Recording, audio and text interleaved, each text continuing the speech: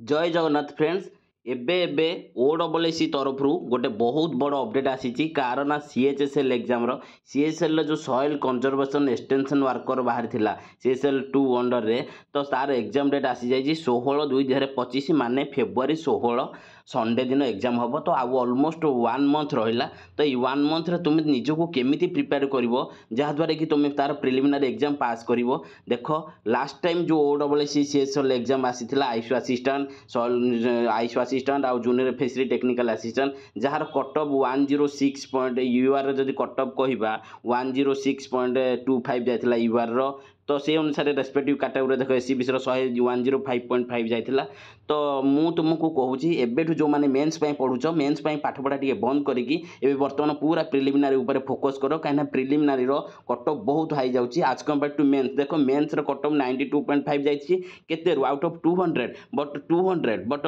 एथिरे जाउची प्रिलिमिनरी जाउची आउट ऑफ 150 रु जाउची केते ना 105 प्लस माने एते छोटो नंबर नुह एटा बहुत बड़ नंबर एति सेति मेहनत कले एति तुम कटअप रे मैच करिवो तो एबे समस्त लागि पड़े एटा गोटे सुवर्ण सुजोग तुम पई एग्जाम क्लियर करिया पई। देखो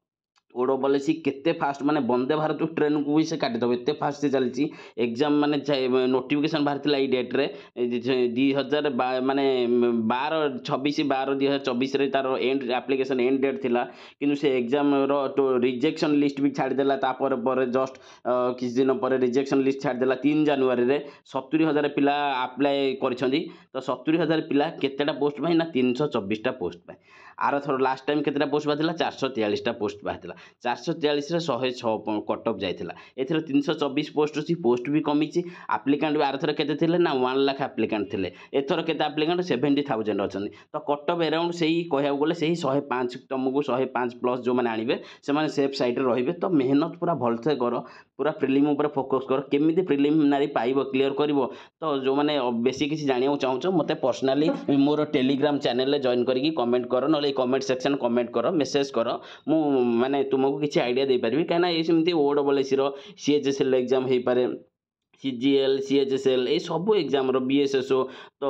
आ गोटे बाहर थिला डाटा इंटरप्रेटर जोटार मु इलिजिबल टू मो इलिजिबल अछि माने क्राइटेरिया सैटिस्फाई करूची प्राय एग्जाम रो प्रिलिमिनरी क्लियर करिची मु निजे 100 प्लस रखिची 106 प्लस रखिची सेथि पे मु तुमको कहि परिबी एई एग्जाम क्लियर करिया हेले तुमको कोन को साइट केमिति कोन प्रिपेयर करियो पड़िबो। देखो मु एईटा भी एप्लिकेशन भी आरो मु भी रजिस्ट्रेशन करथिली किंतु जस्ट जानिया पई मु सक्सेसफुली एप्लिकेंट माने एप्लिकेशन सबमिट करिनी मते भी ओडब्ल्यूएससी रिजेक्शन लिस्ट रे छाड़ी देछि काना ऑलमोस्ट 16,000 पिला रिजेक्ट हेइचंती आ फॉर्म 70,000 खंडे पिला पकैचंती तो भलसे लागि बड़ो एटा माने सुवर्ण सुजोग सीजीएल तळे जदी सबठु भलो पोस्ट कोडा एटा ही सीएचएसएल एटा होची कहया बोले एटा केते लेवल 5 रो पोस्ट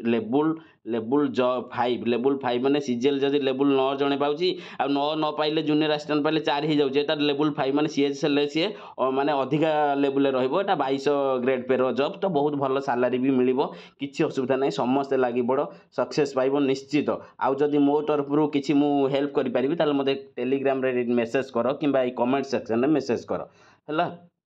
कहीं कहूँ ना मो गाइडेंस रे बहुत जन थिले किछि जन से भितर सीएचएसएल जो आईसीयू असिस्टेंट आउ आमर जूनियर फिशरी टेक्निकल असिस्टेंट बाहर थिला से माने पाइछंती जे माने मो गाइडेंस रे थिले मो व्हाट्सएप सहित थिले मो टेलीग्राम सहित प्राय जन जड़ित होई अछंती से भितर भी किछि पिला माने सिलेक्शन प्राय ऑलमोस्ट सिलेक्शन हेइछन टेलीग्राम पिला व्हाट्सएप रे भी किछि जन सिलेक्शन हेइछंती सेथि पई मो कहूची तो चैनल को सब्सक्राइब करो। हां मो वीडियो काई रेगुलरली आनि पारनी मोर भी किछि पर्सनली काम रहउजा तुमे मानकर मु देखुची सेते एप्रिशिएट नाही से मते भी भल लगुनि वीडियो आने तो जोटा इनफॉर्मेटिव जिनस से वीडियो मु निश्चित आनिबी जो एग्जाम विषय मु प्रॉपर नॉलेज मो पाखर थिबो मु सठिक माने इनफॉरमेशन देई परिबी तुमे माने पाई परिबो मु सारी ऊपर ही वीडियो करिबी